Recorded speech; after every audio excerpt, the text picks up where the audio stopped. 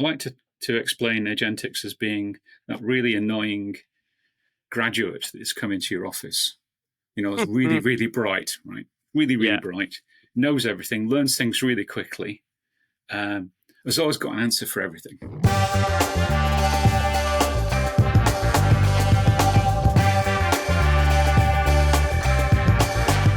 So what kind of questions are you getting thrown at you from your customers at the moment, Joseph, in terms of rolling out and adopting AI? Is it mostly on the governance side? Is it the technology side? What gets thrown at you on a daily basis? Increasingly, people have shown an interest in agents, so people want agents, and we have a method of creating algorithmic agents that enables people to deliver services with them. As you know, we're a small organization. There's only 5 of us. Yeah. We've got 25 agents. So 25 agents deliver services that we don't want to deliver.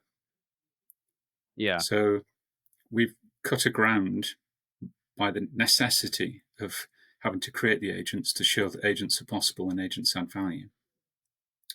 But agents and co-pilots and alike, MCPs, this is new language to most people. At the end of the day, it's simply automation as far as they're concerned, with a voice front end to it or a text-based front end to it, with a knowledge base that sits behind it. Yeah, sure. So generative AI is just everywhere the last 2 years, yeah? And the conversation has moved more and more towards agentic AI, yeah? And AI agents. And so can you just explain to the listeners what is meant by an AI agent and agentic AI, and what is the biggest difference between that and generative AI? There's a lot to unpack in that. But let's assume that the listener is technology-based. Yeah. Maybe a senior executive in a technology firm or a buyer of technology. Then all they need to know about LLMs, large language models, and small language models is that they are a way of predicting what the next thing an agent should say next.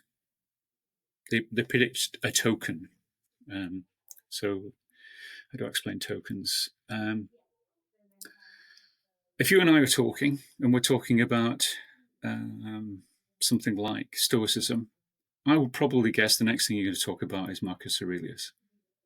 Because I have in my head a knowledge base of things associated with Stoicism. Think of my head being an LLM. My LLM knows that you've got an interest in Stoicism, and it's associated Marcus Aurelius with Stoicism. So if you ask me questions, if I'm a chatbot and I'm talking to you, I'm going to talk to you about things that are interested. I'm going to second guess the next thing that comes.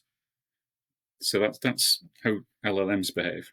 It's kind of like the shift from automation to self-directed intelligence, essentially, then, Joseph. Is that what you're saying? So LLMs is different from agents. So LLMs is large language models sit in the background. Agents is a completely separate thing. It's like the manifestation of what you can do with LLMs. So an agent typically does something on your behalf. So our agents, we have an agent that will automatically create a synopsis of your documentation for you in whatever format you want. Think of it as an automation. Yeah, we have agents that will talk to you about compliance. We have agents talk to you about bringing products to marketplace. So they are things that act on your behalf. Behind them often sits a large language model.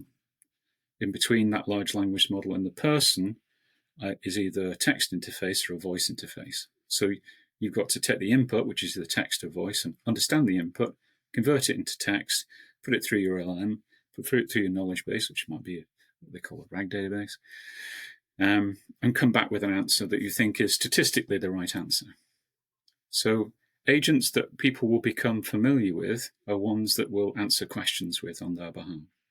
Yeah. But Agentics has moved on to the point where you can now download software, put it on your machine, give it access to the whole of your machine, everything on your machine, and it will, based on everything that's on your machine, produce responses in formats that you want it to be produce responses in without you being involved in the loop. So responses in relation to commands or questions that go into a specific search bar, or responses, or can it take control of your communication channels to replicate your behavior, i.e. respond to emails, Teams it can do messages? both. It can do both. Yeah. So it is, think of it as, I like to explain Agentics as being that really annoying graduate that's come into your office. You know, it's really, really bright, right? Really, really bright, knows everything, learns things really quickly, has always got an answer for everything. Yeah? Yeah. But they're not always the right answer, and they don't always listen. So the thing that you need to be careful about with agents is managing them. I think we're going to end up with, if you think about these as just being forms of automation, we're going to end up with very bright graduates in the form of a digital technology, which we're going to end up having to manage. And that's a difficult ask for everybody, particularly if you're based in a knowledge-based economy, which is where we were based.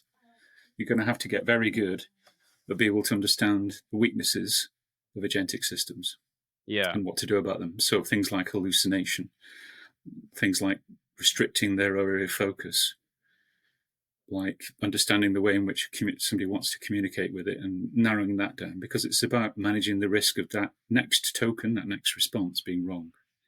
We're all going to have to get very good at that. I've heard you say before that you didn't think it was going to take people's jobs. It was just going to supplement what people are doing. Is that still your belief? Or are AI agents clearly taking people's jobs now? Well, how far down the line are we in terms of jobs displacement with this, Joseph? There's a lot of hyperbole out there, as we know. What is your take on it? My take on it is the safest deployment of an AI agent that it's got a human in the loop. Like that bright graduate we were talking about. The bright graduate's got a manager that keeps an eye on them. Just happens this bright graduate might be able to talk to thousands of people rather than just the office or just your customers. It might be able to speak to thousands of people. You've still got to keep an eye on it. Somebody has to manage it. So I see a world where the safest option is that all agentic systems have somebody in the loop that knows what they're doing, that can do two things: change the behavior, and in the worst case, switch them off.